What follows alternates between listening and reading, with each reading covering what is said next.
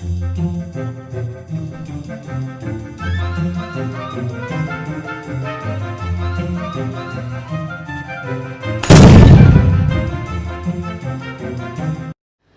Students, हमने अपने grammar के लास्ट सेशन में I talked about sentence, subject, predicate and parts of speech. तो उसी को कंटिन्यू करते हुए हम पार्ट ऑफ स्पीच का सबसे पहला वाला पोर्शन लेंगे और वो है नाउन। मैंने आपको बताया था कि पार्ट्स ऑफ स्पीच में 8 पार्ट्स थे: noun, pronoun, verb, adverb, adjective, preposition, conjunction, interjection and preposition also. तो अभी उसका जो फर्स्ट पार्ट है that we will do, that is noun. Noun क्या होता है? आपने अपने फर्स्ट क्लास, सेकंड क्लास में एक छोटी सी डेफिनेशन तो याद की होगी कि name of any object, person, thing, place is known as noun.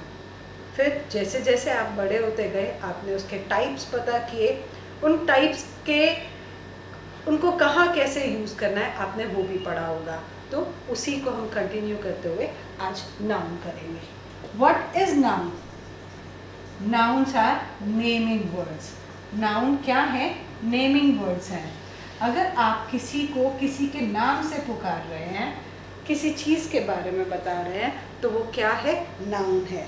तो ये जो नेमिंग वर्ड्स हैं वो किस किस चीज़ के हो सकते हैं? वो पर्सन है, प्लेस है, ऑब्जेक्ट है। मैंने कल एक एग्जाम्पल लिया था, Ram is a good boy. Ram is a good boy. तो यहाँ पर जो राम है वो क्या है? एक नाउन है। ठीक है, इसी तरीके से बॉय जो है वो भी एक नाउन है। तो क्या कंक्लूजन निकला? कंक्लूजन ये निकला कि जो नेमिंग वर्ड्स होते हैं, चाहे वो इंसान का हो, चाहे वो जगह का हो, चाहे वो किसी ऑब्जेक्ट का हो, वो क्या कहलाएगा? नाउन कहलाएगा।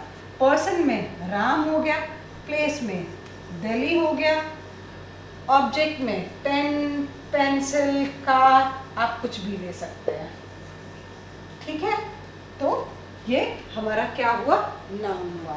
अब बात आती है टाइप्स की, टाइप्स ऑफ नाउन। तो नाउन के 5 टाइप्स होते हैं बेटा। कौन कौन से होंगे? सबसे पहले आएगा कॉमन नाउन। ठीक है, फिर सेकंड नंबर पर आएगा प्रॉपर नाउन, फिर इसके बाद कलेक्टिव नाउन, फिर इसके बाद abstract noun, and then the last one that is material noun. तो अब हम सबसे पहले बात करेंगे कॉमन नाउन की। अब कॉमन नाम ही सजेस्ट कर रहा है कि ये किसी साधारण चीज़ के लिए है। मतलब जब हम किसी कम्युनिटी या किसी एक पर्टिकुलर वर्ग की बात करते हैं तो वो कॉमन नाउन हो जाता है। जैसे मैंने लिखा था, Ram is a good boy. Boy क्या है? ये एक वर्ग को दिखा रहा है, कम्युनिटी को दिखा रहा है। किसका?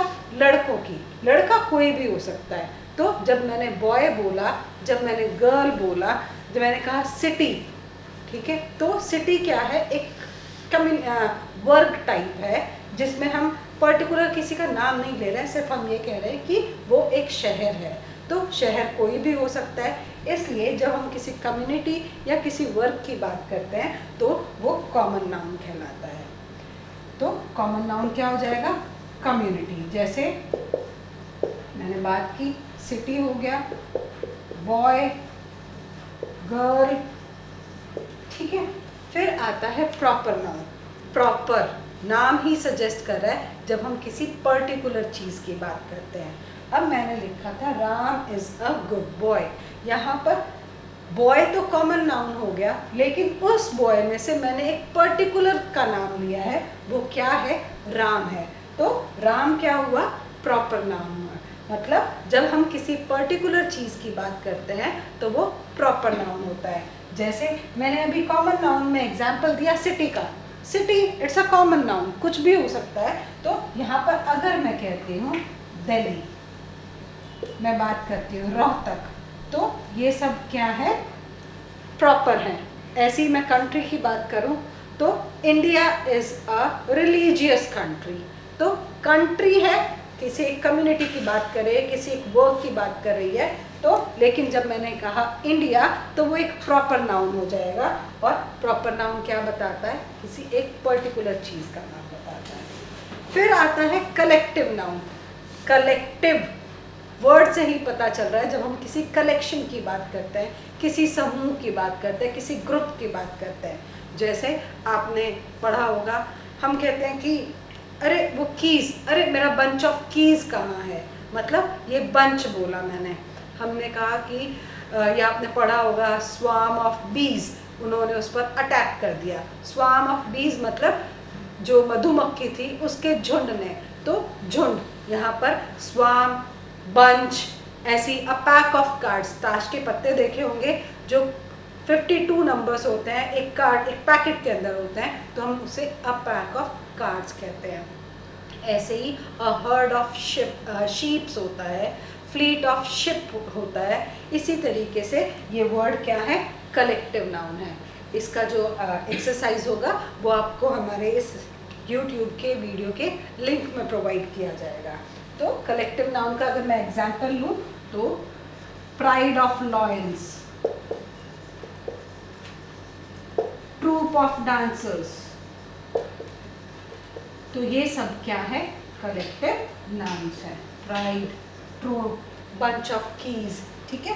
फिर आता है एब्स्ट्रैक्ट नाउन। एब्स्ट्रैक्ट नाउन आपने दो वर्ड पढ़े होंगे, कंक्रीट और एब्स्ट्रैक्ट। कंक्रीट आपने वैसे भी सुना होगा कि अरे उसका फर्स्ट जो है वो कंक्रीट का है, मतलब क्या है, ठोस है, सॉलिड है। तो इसके अपोजिट में क्या हुआ, एब्स्ट्रैक्ट हुआ। एब्स्ट्रैक्ट मतलब जिनको आप छू नहीं सकते हैं, जिनको आप टच नहीं कर सकते हैं, ओनली यू कैन फील। तो एब्स्ट्रैक्ट नाउन क्या है, वो फीलिंग्स होती हैं जिनको हम सिर्फ महसूस कर सकते हैं। जैसे कि विजडम, आप किसी की बुद्धिमानी को महसूस कर सकते हैं, आप उसको टच नहीं कर सकते कि देख लूँ इसकी बुद्धिमानी कितनी है, कितने किलो की है, no, it's not like that. तो प्यार है, हेटर्ड है, चाइल्डहुड है, ऑनेस्टी है, ये सब क्या है, एब्स्ट्रैक्ट नाउन है। तो जो वर्ड्स, जो नाउन आपको किसी का स्टेट का, किसी क्वालिटी का, या वो फीलिंग्स जिन्हें हम छू नहीं सकते, जिन्हें हम सॉलिड रूप में नहीं देख सकते, उन्हें हम एब्स्ट्रैक्ट नाउन कहते हैं। The last one is material noun. Material noun मतलब किसी मटीरियल से बनी चीज़ें। अब वुड है, मैं अगर कहूँ this chair is made up of wood, या this is a wooden chair, तो ये जो वुड है वो क्या है, मटीरियल नाउन है। जैसे my chain is made up of gold, तो गोल्ड क्या है, मटीरियल नाउन है। तो जिन चीज़ों से कोई चीज़, जिस मेटल से, जिस मटीरियल से कोई चीज़ बनी होती है, उस मटीरियल को हम क्या कहते हैं, मटीरियल नाउन कहते हैं। अब ये जो नाउन है दो टाइप के होते हैं, काउंटेबल नाउन्स भी कहा जा सकता है और अनकाउंटेबल नाउन भी होता है। काउंटेबल नाउन वो होते हैं जिनको आप काउंट कर सकते हैं। जैसे इफ़ आई से I have few friends, few मैं काउंट कर सकती हूँ, ठीक है। I have purchase 1 dozen bananas, तो डज़न यहाँ पर क्या हो गया, क्वांटिटी आ गई, नंबर्स आ गए। अनकाउंटेबल नाउन वो होते हैं जो कि हम काउंट नहीं कर सकते। जैसे कि मैं कहूँ कि he is a very honest person, तो ऑनेस्टी को आप काउंट नहीं कर सकते, क्या हुआ, अनकाउंटेबल हो गया। He has taken some rice, आप राइस थोड़े ना काउंट करोगे, तो वो क्या हुआ, अनकाउंटेबल नाउन हुआ। तो नाउन क्या है, दो टाइप के भी हो गए, दैट इज़ काउंटेबल नाउन और अनकाउंटेबल नाउन। अब इन नाउन्स को यूज़ करने के लिए कुछ रूल्स होते हैं जिनको हम अभी आगे पढ़ेंगे, and you will come to know more about those nouns और उनके आप किस तरीके से आप उसको यूज़ कर सकते हैं, अब हम वो पढ़ेंगे। हाँ जी, तो एक बार रिवाइज करते हैं। नाउन की डेफिनेशन क्या होगी? All the naming words of person, place और an object is known as noun. तो अगर हम पर्सन की बात करें राम और श्याम, प्लेस की बात करें दिल्ली, ऑब्जेक्ट की बात करें तो पेन और कार हो जाएगा। टाइप्स ऑफ नाउन अगर लें, कॉमन नाउन। कॉमन नाउन मैंने अभी आपको बताया, इट शोज कम्युनिटी, जब वो किसी वर्ग के बारे में बात करता है, जैसे कि male, boys, city, country, animal. ये क्या दिखा रहे हैं? ये एक वर्ग दिखा रहे हैं कि मेल, हम कहते हैं ना all males are very smart and they are responsibility bearers. तो वो क्या दिखा रहा है? वर्ग दिखा रहा है। प्रॉपर नाउन क्या हो जाएगा? जब हम किसी पर्टिकुलर का नाम लेते हैं, जैसे कि मैंने मेल या फिर बॉय की बात की तो राम आ जाएगा, सीता आ जाएगा, गर्ल्स की बात करें, सिटी की बात करें तो दिल्ली आ जाएगा, कंट्री की बात करें तो इंडिया आ जाएगा, और एनिमल की बात करें तो लॉयन हो जाएगा। मैंने कहा cow is a useful animal. अब काउ क्या है? पर्टिकुलर नाम ले दिया मैंने, तो वो क्या हो जाएगा? प्रॉपर नाउन हो जाएगा। और मैंने कहा यूजफुल एनिमल, एनिमल, तो एनिमल क्या हुआ? वो कॉमन नाउन हुआ। फिर आती है बारी कलेक्टिव नाउन की। कलेक्टिव नाउन जब हम किसी झुंड की बात करते हैं, जैसे कि बंच ऑफ कीज, चाबी का गुच्छा। इसी तरीके से आपने अंगूर देखे होंगे, ग्रेप्स देखे होंगे, ग्रेप्स का आप बंच उठाते हैं, ठीक है। ऐसा तो नहीं है कि आपने कहा कि मैंने 2 किलो ग्रेप्स उठा रखे, नहीं। आप ये कहोगे कि मैंने क्या? ग्रेप्स का गुच्छा उठाया हुआ है। तो bunch of keys, bunch of grapes. फिर ऐसे ही स्वार्म ऑफ बीज, मधुमक्खियों का झुंड, ठीक है। ऐसे ही पैक ऑफ वुल्व्स, लोमड़ियों का झुंड। मैंने कहा हर्ड ऑफ शीप्स, किसका? जो शीप, भेड़ों का झुंड, ठीक है। ऐसे ही मैंने कहा प्राइड ऑफ लॉयंस, क्या? शेरों का झुंड। तो इनके लिए अलग अलग नाम दिए जाते हैं, इन ग्रुप्स को अलग अलग नाम दिए जाते हैं जो कि कलेक्टिव नाउन्स कहलाते हैं। इसका अभी मैंने आपको बताया था कि लिंक हम प्रोवाइड करेंगे where you can learn a lot of collective nouns. आगे लेंगे एब्स्ट्रैक्ट नाउन।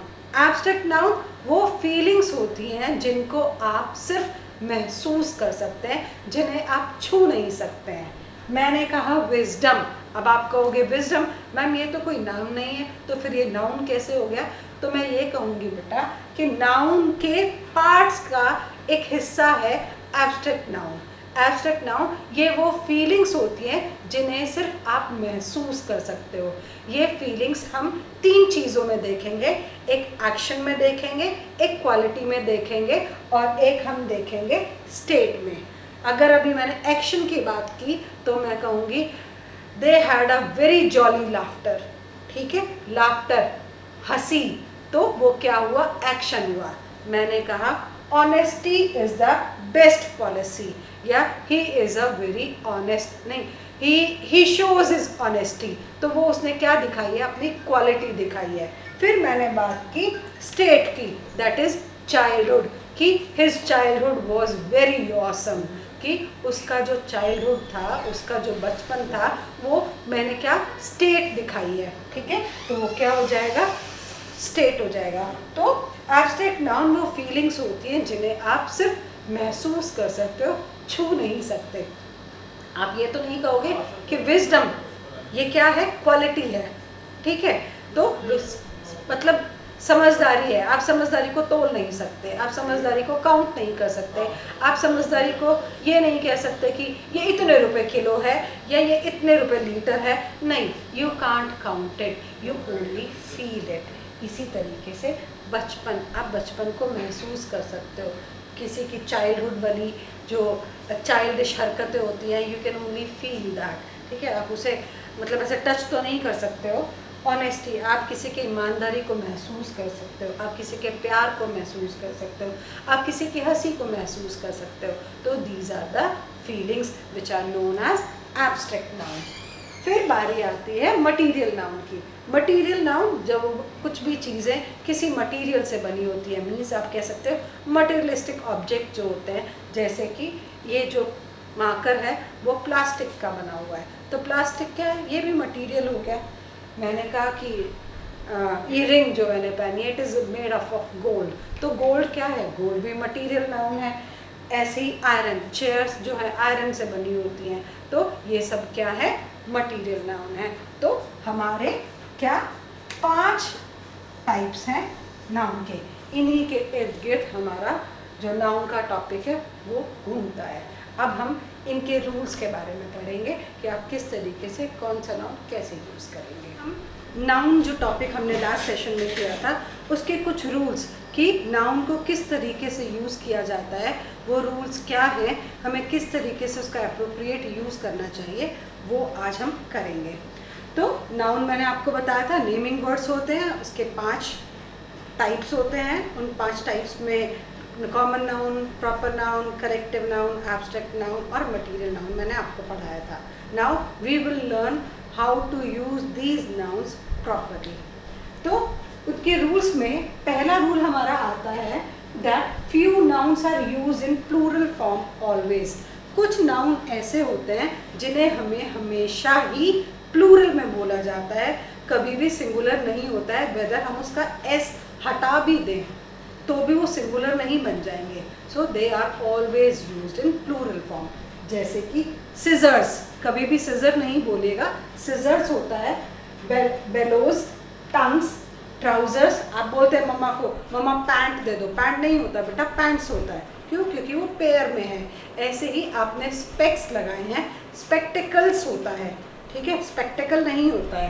तो सेविंग्स, स्पेक्टिकल्स, रिमेन्स, हम कहते हैं few remains are still there, तो वो जो एस इसमें लगा हुआ है ये रिमेन्स हमेशा ही ऐसे ही यूज होगा। Second, few noun seem plural but are singular and always used in singular form. कुछ नाउन ऐसे हैं जो दिखते तो प्लूरल हैं लेकिन वो सिंगुलर होते हैं और हमेशा ही सिंगुलर फॉर्म में यूज होते हैं। जैसे कि mathematics, economics, politics, civics, linguistics and billiards. इनको हमेशा एस लगा के ही लिखा जाता है, but if you use them in any of the sentence then वो सिंगुलर फॉर्म में ही लिखा जाएगा। जैसे अगर मैं कहूँ that economics is my favourite subject, I love mathematics, ठीक है, तो ये हम एस लगा कर ही इसको हमेशा यूज़ करेंगे। नेक्स्ट, फ्यू नाउन सीम सिंगुलर। कुछ नाउन ऐसे हैं जो सिंगुलर दिखते हैं लेकिन वो होते कैसे हैं, प्लूरल फॉर्म में होते हैं। जैसे कि cattle, cattle means a group of animals, ठीक है, तो वो सिंगुलर दिख रहा है, कैटल वर्ड सिंगुलर दिख रहा है लेकिन ये क्या होगा, प्लूरल ही यूज होगा।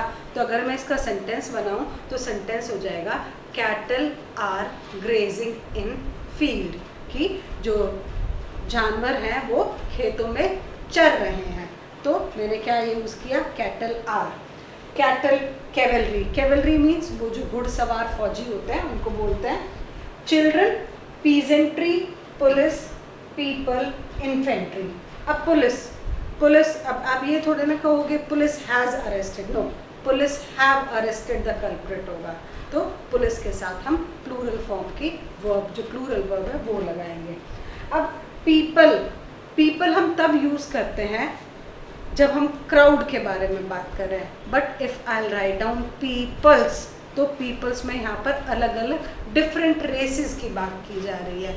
तो अगर मैं ऐसे बोलती हूँ peoples of tribes they have arrived, ठीक है, peoples of tribal area have arrived. तो पीपल और पीपल्स में ये डिफरेंस होता है। Next, few nouns are used in singular form only. कुछ नाउन ऐसे हैं जो कि सिंगुलर फॉर्म में ही यूज़ होते हैं and they are uncountable nouns. आप उनको काउंट नहीं कर सकते हैं और ना ही उनके साथ आप कोई आर्टिकल भी यूज़ नहीं कर सकते हैं। आर्टिकल कौन कौन से होते हैं, ए, एन और द होते हैं। ए और एन क्या है बेटा, इनडेफिनेट आर्टिकल्स हैं और द क्या है, डेफिनेट आर्टिकल है। तो इन वाले जो सिंगुलर फॉर्म के नाउन्स हैं उनके साथ हम कभी भी आर्टिकल नहीं लगाएंगे। तो कौन कौन से हैं, सीनरी, आप कभी भी सीनरीज नहीं बोलेंगे। Luggage, knowledge, baggage, fuel, equipment, cost, crockery. तो ये सब क्या है बेटा, ये सिंगुलर फॉर्म के नाउन्स हैं और अनकाउंटेबल हैं। इनके साथ आप कभी भी इनके आगे ए एन और द नहीं लगाएंगे, ठीक है। हाँ, अगर हमें इनको प्लूरल फॉर्म में यूज़ करना है तो we have to add few words before that, these, इनके आगे हमें कुछ वर्ड्स लगाने पड़ेंगे तभी हम इनको प्लूरल फॉर्म में यूज़ कर सकते हैं। जैसे अगर मैं कहूँ number of equipment are used, कि बहुत सारे इक्विपमेंट को यूज़ किया गया था। Next, hyphenated noun are never used in plural form. जब भी हम हाइफन लगा देते हैं, जैसे मैंने कोई वर्ड बोला डे नाइट, ठीक है, तो ये जो होता है ये क्या होता है, हाइफन होता है। और जब भी हम हाइफनेटेड नाउन यूज़ करते हैं तो वो हमेशा किस में आएगा, सिंगुलर फॉर्म में यूज़ होगा, उसको कभी भी प्लूरल फॉर्म में यूज़ नहीं करेंगे। जैसे he gave me 200 rupee note, कहने को 200 प्लूरल है तो यहाँ पर रुपीज़ लगना चाहिए, बट ये हाइफनेटेड नाउन है इसलिए यहाँ पर रुपी आएगा। He gave me a 200 rupee note, or you can say he stays in 5-star hotel, not hotels, ठीक है। Then 6, if a noun is followed by any preposition, अगर किसी नाउन के साथ कोई भी preposition आता है, preposition हम बाद में पढ़ेंगे, तो वो हमेशा क्या होगा, और वही जो नाउन है रिपीट हो रहा है तो उसके साथ हम हमेशा क्या लगाएंगे, सिंगुलर वर्ब भी लगाएंगे, वो सिंगुलर फॉर्म में ही यूज़ होगा।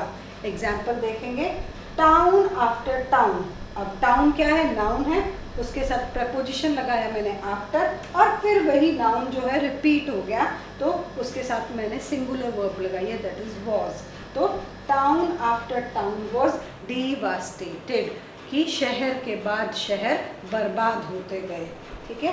नेक्स्ट देखेंगे इसी का example, ship after ship is arriving, एक के बाद एक जहाज आ रहा था या आ रहा है, तो यहाँ पर इज लगाया मैंने, ठीक है। तो अब इसके बाद 7th रूल है हमारा, common gender nouns are always use in singular form.